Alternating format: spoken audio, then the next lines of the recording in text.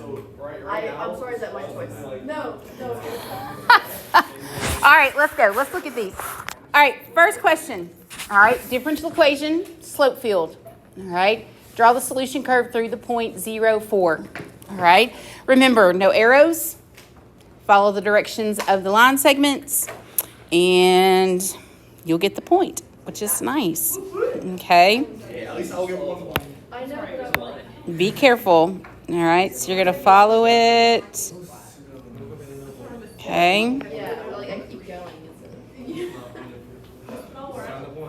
Oops.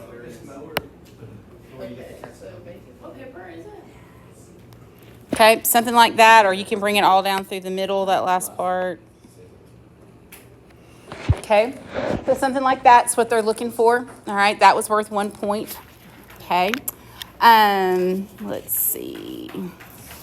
No obvious conflicts with the. You have to extend it to at least where t equals 4.5. Good to know. All right, in other words, go to the end. All right, these are the notes that we started last time we were together, which feels like, I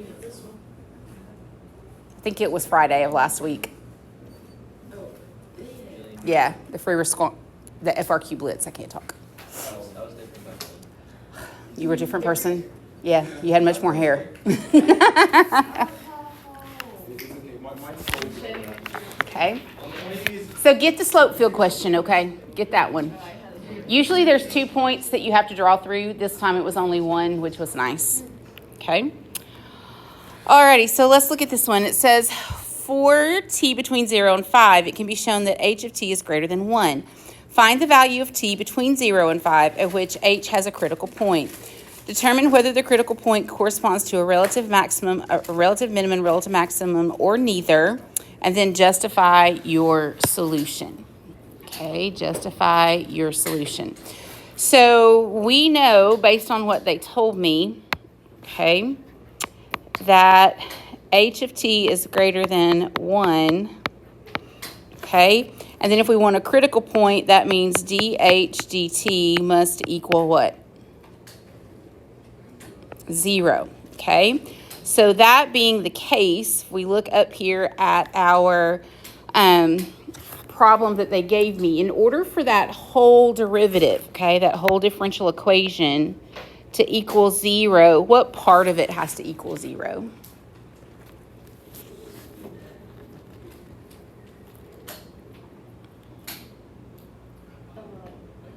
The cosine part. Okay, the cosine part is what's going to have to equal 0.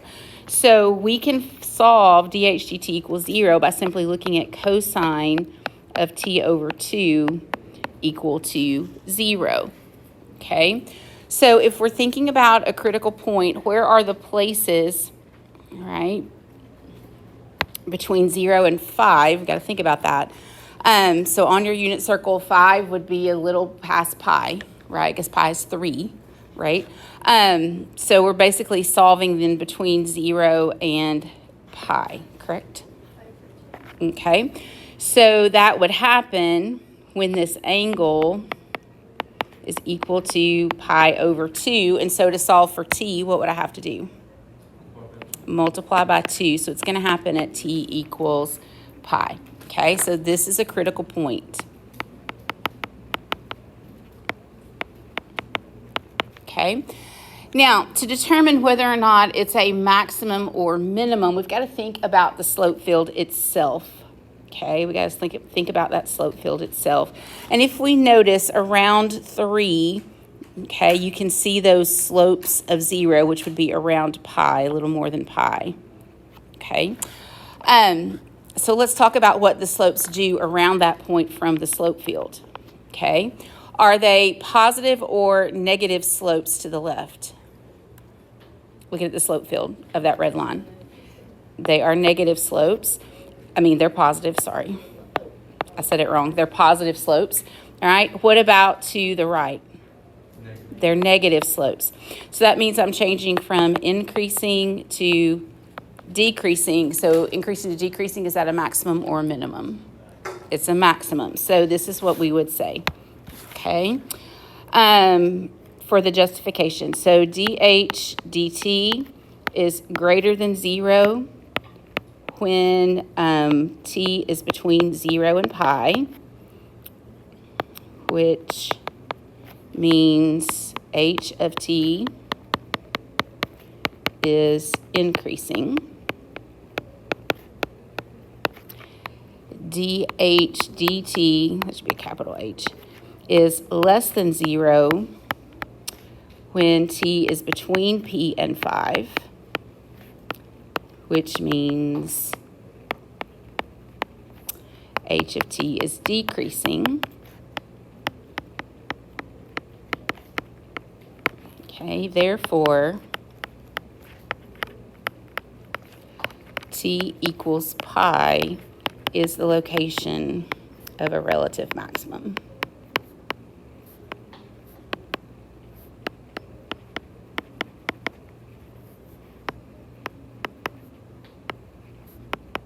Of h of t. Okay, so that whole question was worth 3 points.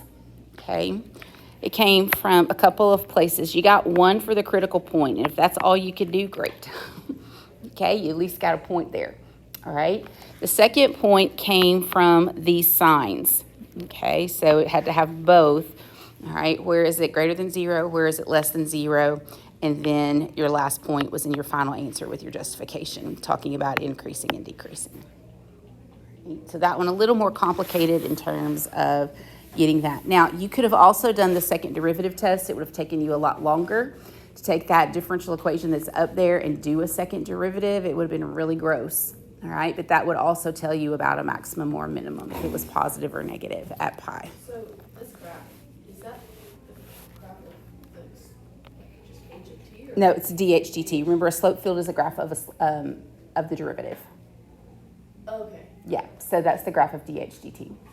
Yeah, so this is a slope field is the derivative.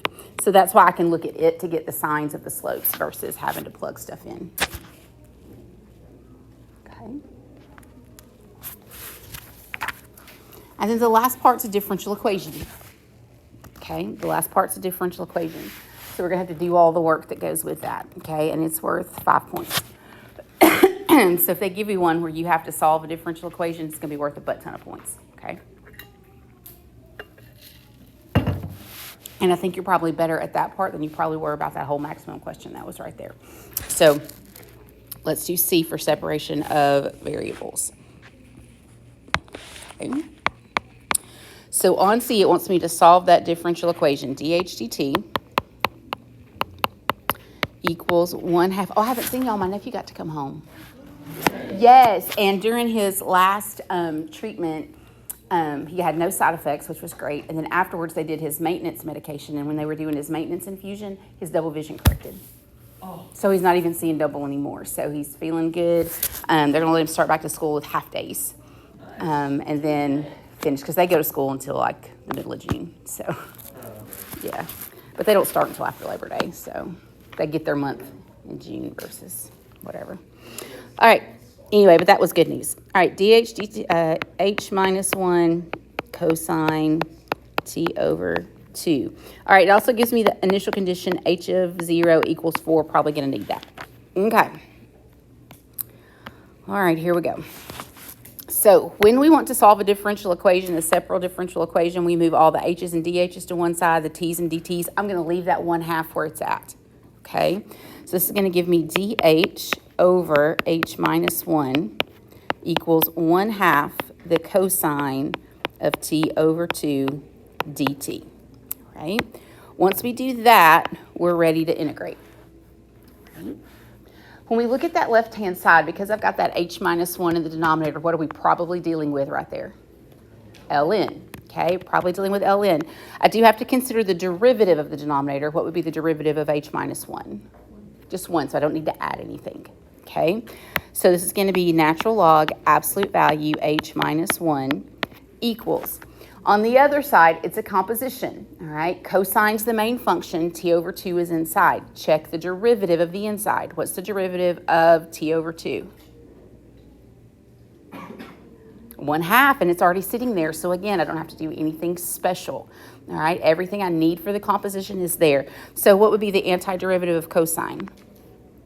Sine, and we keep the t over 2 plus a constant.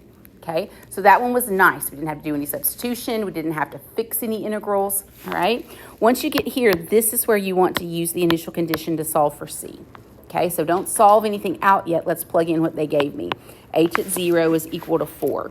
So ln of absolute value of 0 minus 1. Nope. That would be 4 minus 1. 4 minus 1 equals the sine of 0 over 2 plus a constant. Okay, so this is now the natural log of 3. Sine at 0. 0. So c is the natural log of 3. Okay?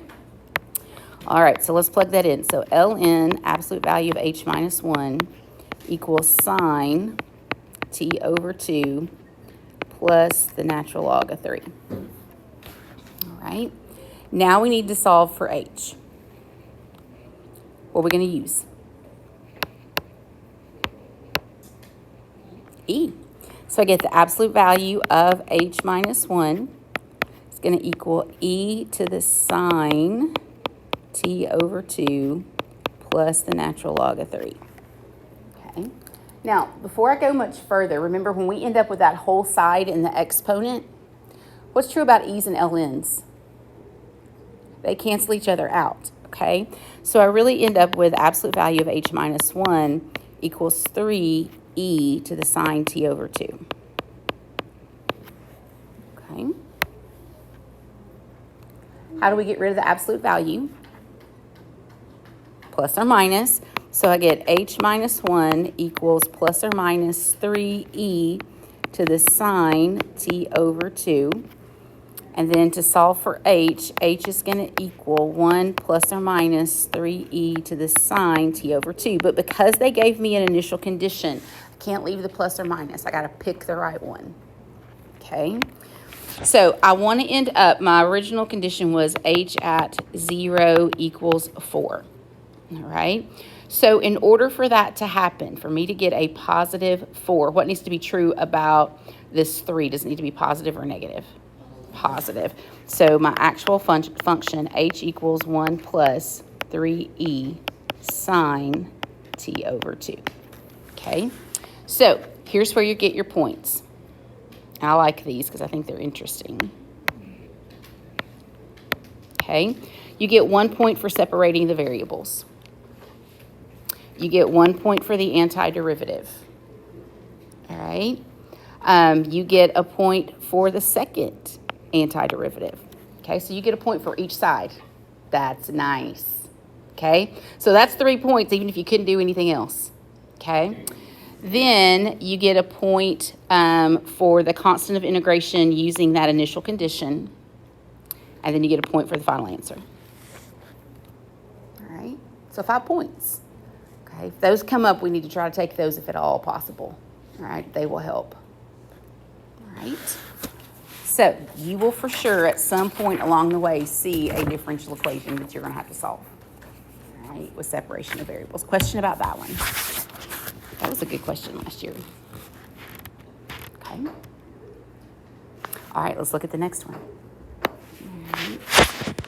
So question 4, again, non-calculator. There's a region here. There's an extra, like, there's the y-axis. Then we're back in a vertical line at -6. I have a feeling there's just a whole lot of stuff that's about to happen with this problem that I'm going to wish wasn't happening. All right, here we go.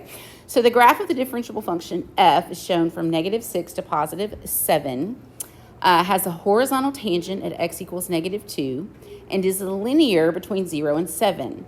Let R be the region in the second quadrant bounded by the graph of f, the vertical line, x equals -6, and the x and y axes.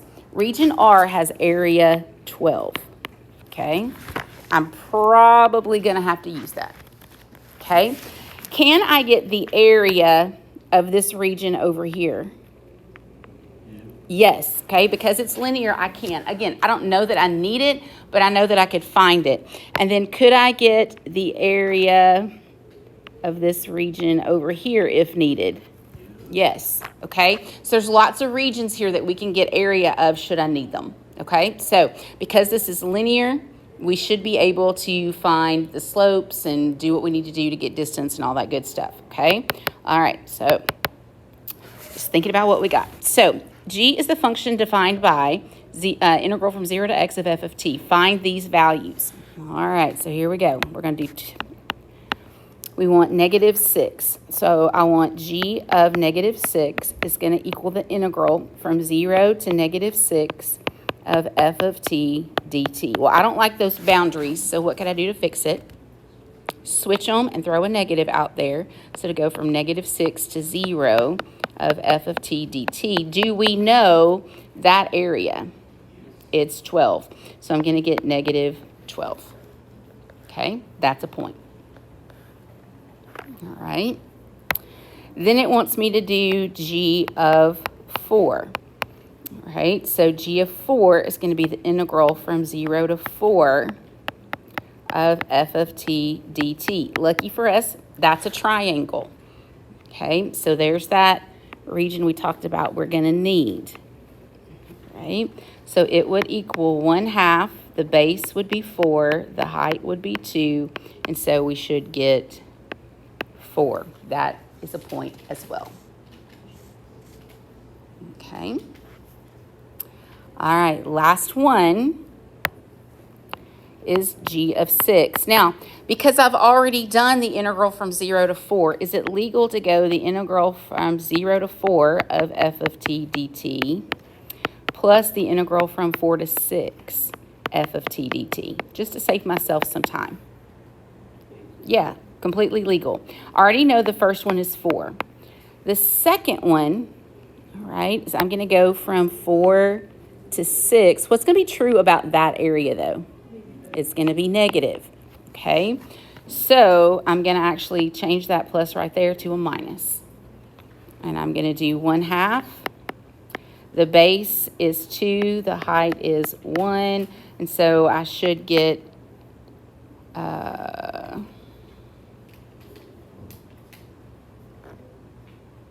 4 minus 1, which would be 3. Okay. So a point for each of those. Right? We good with that? All right. This year, all right, I don't know if you noticed in the booklet, but every answer had A, B, C, and D. That's going to be true for every question. Okay? So every question will have 4 parts this time. That's new. All right. All right, so let's look at B. It says, for the function g defined in part A, find all values of x in the interval at which the graph of g has a critical point. Okay, at which the graph of g has a critical point. So let's think about that for a second. Where do critical points come from? And how do we find them? Where the derivative equals 0. Okay, so I've got to take the derivative of g. Okay, I've got to take the derivative of g. Well, if I take the derivative of that integral, what am I just going to get? F of x. That's fundamental theorem. So when you do that, you don't have to do f of b minus f of a. No, because there's an x up there. In that original integral right here, g of x is equal to the integral. And so when I take g prime, the derivative of that integral, we just take that top boundary and plug it into the function, and that's it. But if it wasn't a variable, then you would do that? Yes. Okay. All right. So g prime of x equals f of x, and we're looking for where f of x is equal to 0. What graph did they give me up here? F of x. Okay. Where does this graph equal 0? At 4. Okay. So there is a critical point at x equals 4. Okay, worth 2 points. You get 1 point for this statement right there. G prime of x is equal to f of x. That's recognition of the fundamental theorem. And then you get 1 point for the answer. at x equals 4.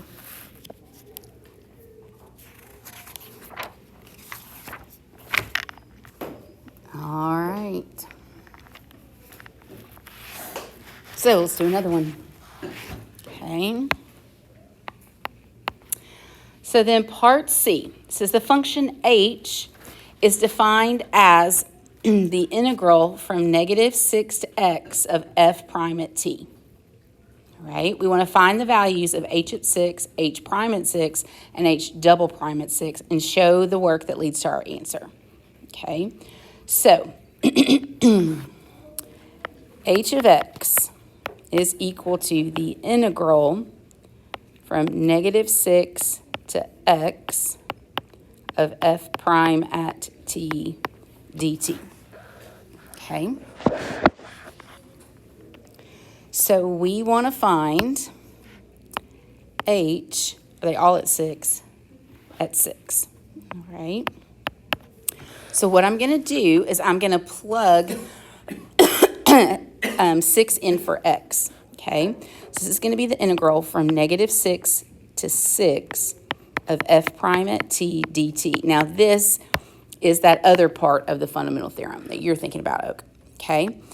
So our antiderivative of f prime would just be f, evaluated from negative 6 to 6, right? So I would take f at 6 minus f at negative 6. We're going to pull those values straight from the graph. Okay, so f at 6 minus f at negative 6. Okay, and I don't know what they are. F at 6 is negative 1. F at negative 6 is 0.5. So negative 1 minus negative 0.5 should give me a negative 0.5. Or did I do that wrong? Um, The 0.5 leaves. Positive. Perfect. So negative 1.5. Okay. That part was worth 2 points because you had to use that, know that you got f of t and evaluate it, okay? Now, let's do h prime, okay? H prime at x, all right, is going to equal, this is the fundamental theorem where we're just going to put the x in, all right? We're taking the derivative of that integral. So all we're going to do is put x into f prime. So it's f prime at x, all right? I take this and I just put it in there, all right? And so h prime at 6 would equal f prime at 6, which would be the slope of the curve at 6, okay? So this is the slope of f at 6, okay? All right, so let's go up here. Slope of my curve at 6. All right, I could figure that out. It's 4, 0, and 6, negative 1. So negative 1 minus 0 over 6 minus 4, which would be negative 1/2. Okay, so just looking at the 2 points that I know right there. So this is going to equal negative 1/2. That was worth 8 points. I mean 8.1. Sorry. We're like, when? I'm getting that one. Okay. All right, and then we get to h double prime. Okay. H double prime at x is going to be f double prime at x. Okay. So I'm looking for h double prime at 6. F double prime at 6. Well, if f prime was a constant at 6, what's going to be the derivative of that constant? 0. Okay, so it was 0. That was worth 1 point as well. All right, so 4 points available on that one.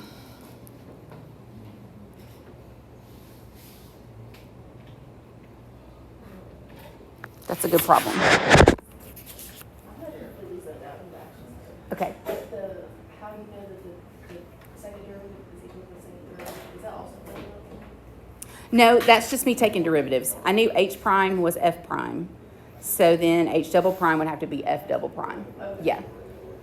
Because I'm just taking an additional derivative of those things that we knew were equal. Okay? How many points do you think you're getting on that one? 100. 8. Okay. 9. You can get 9. 9 per question. That's okay. 4 is better than nothing. You're not getting nothing. We're all getting something. All right, let's look at this one. Ooh, implicit. It was coming. Okay. There's almost always an implicit one on there somehow, some way. Okay. And then the next one's probably area and revolution or cross sections. You hate those? I envision it, but I can't remember The formulas? Yeah. Okay. All right, so here we go. Consider this curve. X squared plus 3y plus 2y squared equals 48. It can be shown that dy dx equals negative 2x over 3 plus 4y. Thank you so much for telling me. Okay, so they did the derivative for me. I appreciate that. There is a point on the curve near 2, 4 with x coordinate 3. Use the line tangent to the curve at 2, 4 to approximate the y coordinate of this point. Okay, so let's think about that for a second. If I'm going to use a tangent line, what do we need? We need a point and a slope. Well, they gave me the point. The point they gave me was 2, 4. They also gave me a formula for the slope so we could find it. Okay, so for part A, let's find the slope. Slope's going to equal the derivative evaluated at 2, 4. Right? So negative 2 times 2 over 3 plus 4 times 4. Negative 4 over 19. Okay. So then my tangent line, y is going to equal negative 4 over 19, x minus 2, and then plus 4. Okay. It wants me to approximate the y coordinate when x is 3. Okay. So we would say y would equal, don't put equals over here next to it and just plug in because that's not, okay? We got to do it separately. So negative 4 over 19, 3 minus 2 plus 4. You can actually leave it like that, okay? You don't have to work all of that out. You can if you want to. Some people like to go this far. 3 minus 2 would be 1, so negative 4 over 19 plus 4. That's probably where I would leave it, so that I didn't make an arithmetic mistake, okay? In the end, it is 72 over 19, okay? But you can either stop here, or here, or here, okay? But wherever you stop, you want to be sure it's accurate, okay? 2 points, one for getting the slope of the tangent line and one for the approximation. So using the derivative and then the approximation.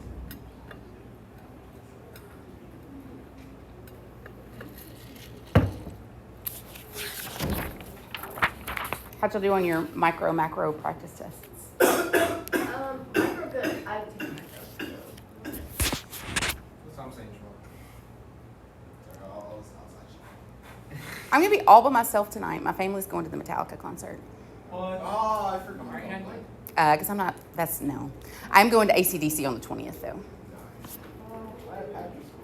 Okay. Metallica's just not my jam. But Becca knew both of the opening bands, and I have no idea who they are, so.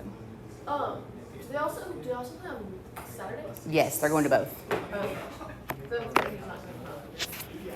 Actually, he said, so this morning. I'm flying solo at prom, too, so. Wanted to go with her. Yeah, he said, well, I might be going to the Metallica concert, and I might be going to my sister's wedding. He does not have a sister. So, we don't think. And so she was like, okay, that's fine. So she's not going. All right, y'all, here we go. Let's look at this next one, okay? Part B, a little tricky. It says, is the horizontal line y equals 1 tangent to the curve? Okay? If it's a horizontal line and it's tangent to the curve, what does that mean? Slope is 0. Okay? It means slope is 0. So we're looking for where is dy dx equal to 0? Okay? In other words, where is negative 2x over 3 plus 4y equal to 0? What's the only part that would have to equal 0? okay? The top, so we're negative 2x equals 0, so x would equal 0. What we have to figure out is what's the y coordinate for that, okay? It would have to be what point? Because it's y, right, okay? It would have to be y equals 1. So in order for it to be tangent, a horizontal tangent at y equals 0, the point 0, 1 must be on the curve. Okay, so let's test it. They gave me the equation of the curve. All right, the equation for that curve was x squared plus 3y plus 2y squared equals 48. If we plug it in, let's see if it works. 0 squared plus 3 times 1 plus 2 times 1 squared actually equals 5. Okay? So that does not work.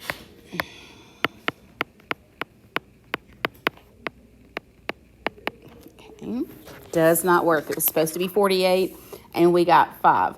Okay, so we can say, showing all that work, because we've got all of that, right? We set the derivative equal to 0. The point 0, 1 must be on the curve. And so then we find out 0, 1 is not on the curve.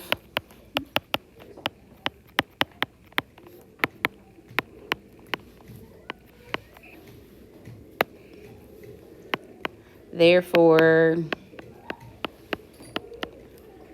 there is not a horizontal tangent, or there is, we'll say the horizontal line, therefore, y equals 1 is not tangent to the curve.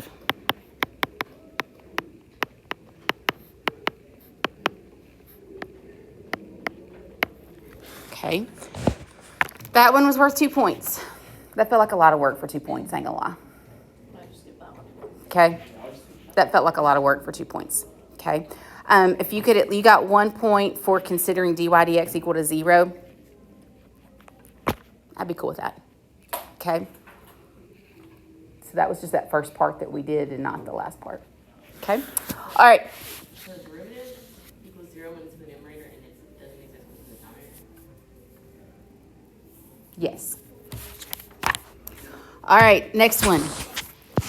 It says the curve intersects the positive x-axis at the point square root of 48, 0. Is the line tangent to the curve at this point vertical? Okay. Meaning what would have to be true? It would have to be undefined slope, right? The slope would have to be undefined. So what part of the curve or what part of the derivative would have to be undefined? The denominator would have to be 0. Okay, so we could plug it in. Okay. So we would look at just the denominator. So 3 plus 4y would have to equal 0. Okay, in order for that to happen. And so if we plug in, let's see, y was 0. So 3 plus 4 times 0 does not equal 0.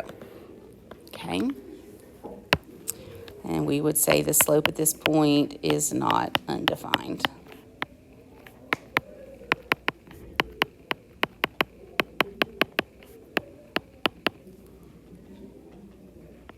Undefined, therefore the tangent line is not vertical.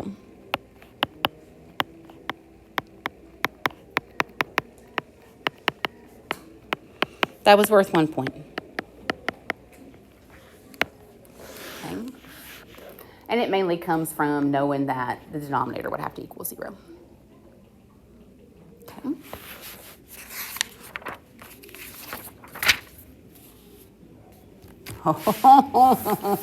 Then part D decided to get sassy. All right, it's worth 4 points.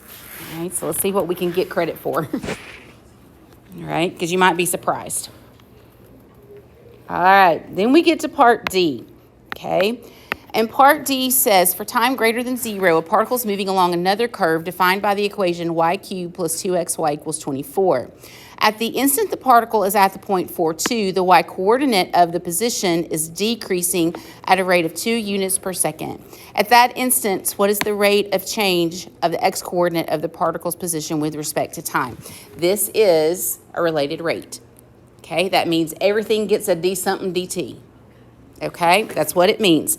So let's look at y cubed plus 2xy equals 24. Okay, first thing we've got to do is this implicit differentiation with respect to time. So y cubed will be 3y squared dy dt. The second one is a product rule. All right, first times derivative of the second, so a dy dt, plus second times derivative of the first would be 2 dx dt. What's the derivative of 24? 0. Okay, 0. Now, what I find interesting about this is they give you a point for attempting implicit differentiation. So even if you get it wrong, if you know to do implicit, they will give you a point.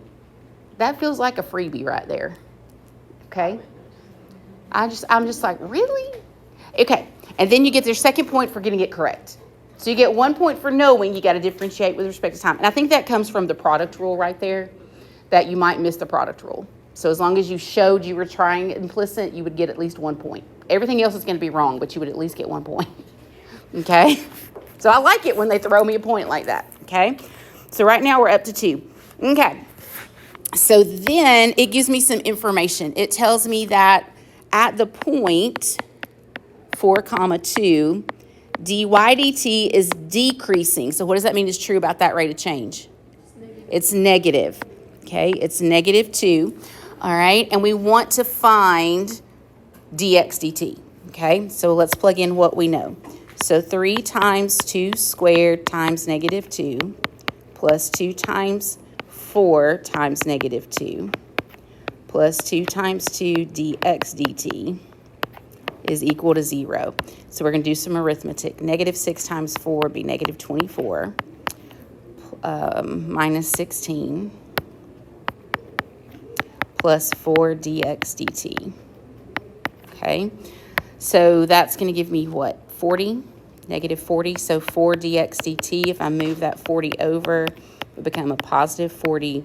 So dx dt is going to equal, it did give me a measurement of time, didn't it? Time is in seconds, so 10 units per second. Okay. So 2 points right here. 1 point for using dy dt is negative, and 1 point for your answer. So this is what I would do, okay? I would at least write down that negative rate at some point of what you know, because you get a point for that. All right, so even if you did the implicit wrong, you would get a point for that, which is nice. Okay? All right. I told you, sometimes you can't pick how they're going to do the points, so always try something. All right? Okay, last one in terms of non-calculator. All right, again, these are just good ones to look at. Okay, so we've got 2 functions, f and g. F is, and I'm just going to write it up here for my own benefit, x squared plus 2.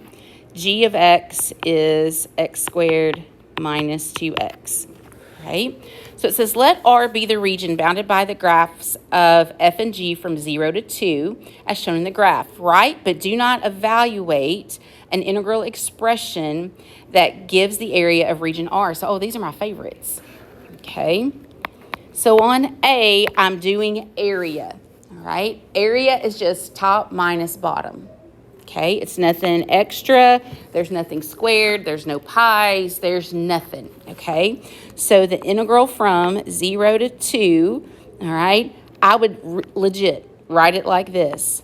F of x is on top minus g of x is on the bottom, dx.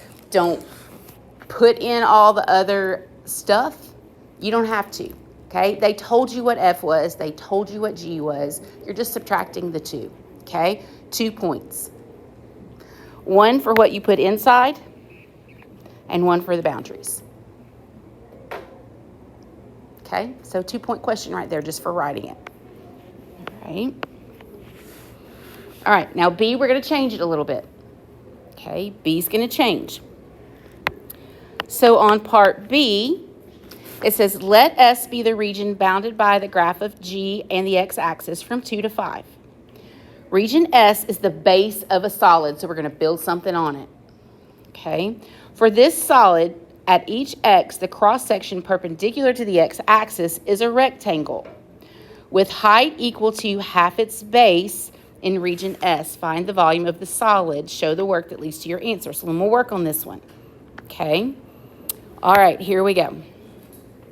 So here is S. All right. And from S, we are going to build. So this is G at the top. This is 0 at the bottom. Okay. We are going to build a rectangle. Okay. How do we find area of a rectangle? Base times height, okay? It tells me that the height is equal to half of the base, all right? That the height is equal to half of the base, okay? So let's be careful right there. Cancel, all right? How far is it? Right. Okay. What is the length of that pink side? Okay. The other side, even if I didn't draw it right, is how much? Half of g of x. Okay. It's half of that. Right. And so to get my integral, we're going to multiply those two things. Okay. I know, the other one's probably the base and half, but it's okay. No, I was just confused on the wording. Okay, so we're going to go from 2 to 5, 1/2, and I've got 2g of x's, so g of x, quantity squared, dx. Okay, if that's all you can do, you get 2 points. All right, one for the integrand and one for the limits. Now, it wants me to actually evaluate this antiderivative, so let's work through it. I'm going to pull the 1/2 out in front, so I'm going to do the integral from 2 to 5. G of x is x squared minus 2x, and we're going to square it. So we're going to do a little bit of work here. All right, I'm going to go ahead and square it because I don't want to fool with an u substitution, and I don't know what that symbol was I just drew. All right, 2 to 5. If I square that, I'm going to get x to the 4th minus 4x cubed plus 4x squared dx. And I just multiplied that out. Okay. My antiderivative is going to keep the 1/2. Okay, what's the next one going to be? 1/5 x to the 5th. Minus x to the 4th.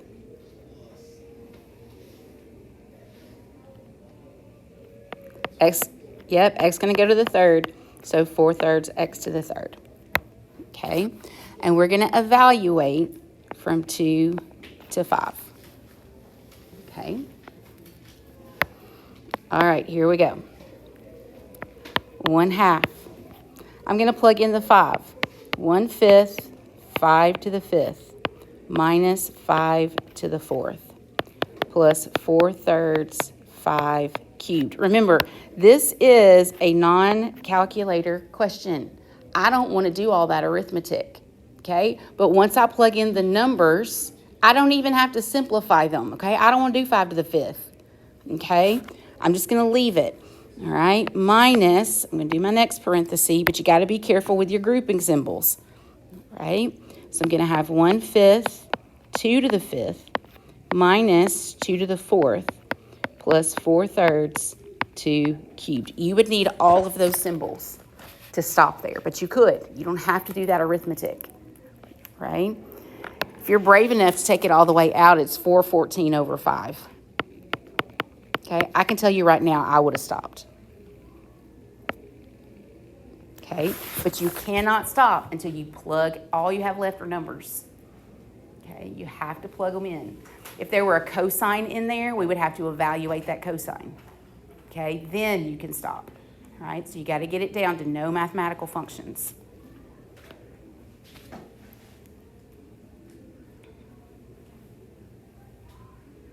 All right, 4 points. You got 1 point for the antiderivative, 2 for the integrand and the limits, 1 for the antiderivative, which is that part in green, and then 1 for the answer. Right? Okay. Last one.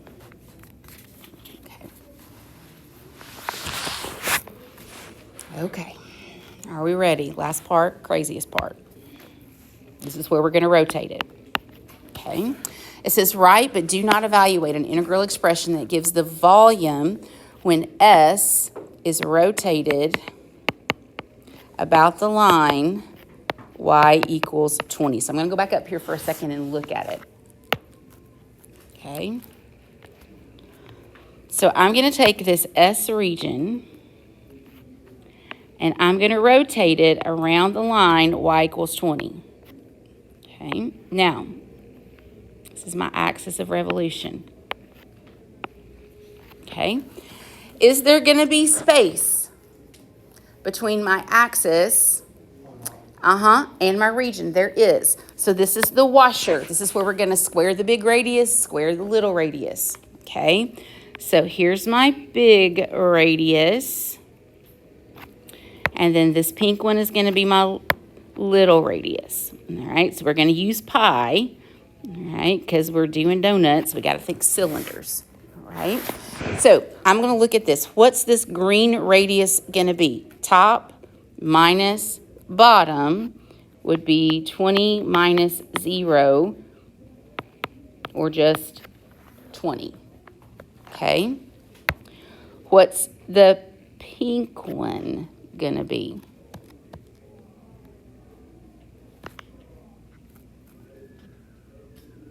This one's tough.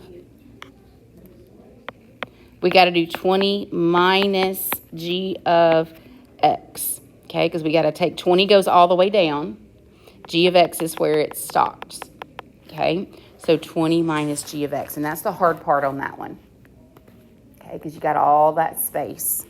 20 is from the line to the bottom of the region, but I got to take out where that space is, which was where g of x hit. Okay, so 20 minus g of x. So now when we set it up, we've got our 2 radii. Okay, so pi times the integral from 2 to 5. Right. The big radius is 20. We're going to square it. Minus the little radius, which was 20 minus g of x. We're going to square that with a dx. Okay, so you get 1 point, all right, for the form of the integrand, knowing you need to square 2 radii and subtract. So even if you got the radii wrong, you would get a point for knowing that you had to square them and subtract them. Okay, then you get a point for the correct integrand, all right, and then you get a point for the correct limits and the pi out in front. Okay, so they do give you a little bonus. Okay, so Yes. for the little radius, Yes. it's the like the area or the part underneath of the curve. Yes. So the 20 is from the top to the bottom. Yes. Subtracting. And then I'm taking out the space, which is that g of x curve. Okay, the radius, okay, I wrote that wrong. Let me do this. Here's my big radius all the way down. Okay, my little radius, hold on a minute, is from the rotation to the curve. Yes, I wrote it backwards. Okay, so I had to take out what was underneath the g of x. Sorry, I drew it wrong. That helps, doesn't it? Okay, so that's my little radius. Okay, thank you. That's the whole. Yep. This is why I need y'all in my life. Okay. All right, so let me see what we got. Let's look at these 23 questions. I want you to try 2 of them before we leave. Okay. So you'll have to work hard and fast, but it's okay. All right, let's look. Let's do 3, because that's differential equation. And let's do, I don't want to do that one. I don't want to do that one either.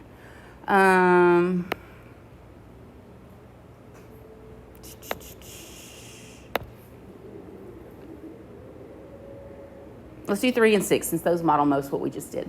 Okay, so what's left there in your notes, the 2023. All right, try 3 and 6, and then we'll come back and talk about those.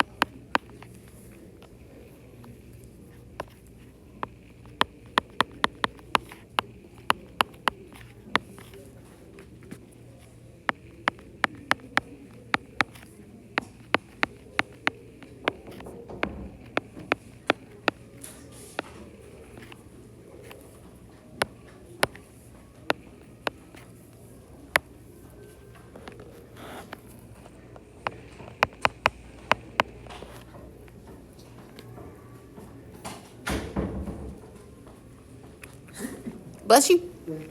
Everything good? Yeah.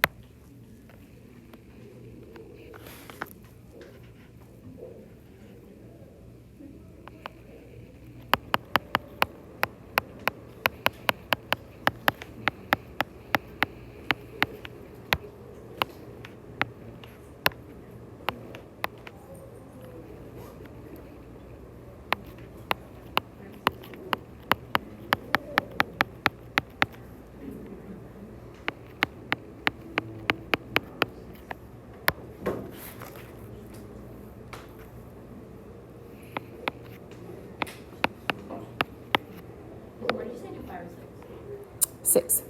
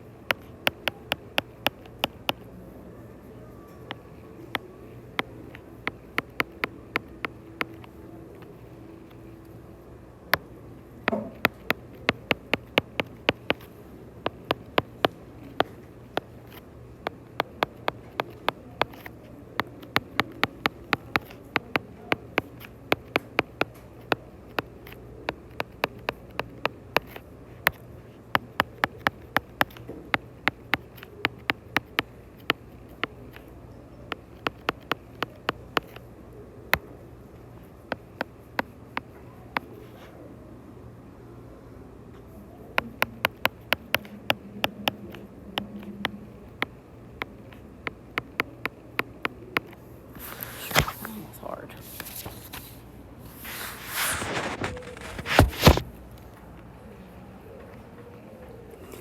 All right, we may not have time to go over that last one, but here's the first one. Okay. So your slope field should look something like that. Okay, level out there at 0. Okay. On the second one, we just needed a tangent line, so we get the slope at 0, and then the point they gave me was 0.5, and I got that from the graph. Okay, so it would have been about 45 over 2 degrees Celsius. Right? Then we go into the second derivative, and what I did before I did that was I distributed the 1/4 just to make it easier, so that my first derivative was 10 minus m over 4. When I do the second derivative, I get negative 1/4 m. It is implicit, so dm dt. So I had to multiply back by it, so my second derivative was negative 1/16. Now, it's asking about the approximation. Is it an overestimate, underestimate? That comes from concavity. Okay, if it's concave down, it's an overestimate. If it's concave up, it's an underestimate. Okay, so we had to plug in 2 into the second derivative to see if it was greater or less than 0 to know if it was concave up or concave down. So since that derivative is less than 0, the graph's concave down, therefore the approximation is an overestimate.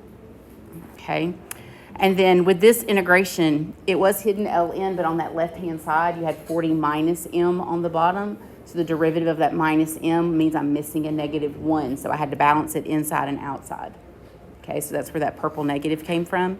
And then we just solved out from there, found c to be negative ln of 35. I just kept going and going and going. At the end up with 40 plus or minus 35 e to the -1/4 t. I need that to be 35, which means I need to take 5 away from the 40. So I had to make it subtraction there at the end. Yeah.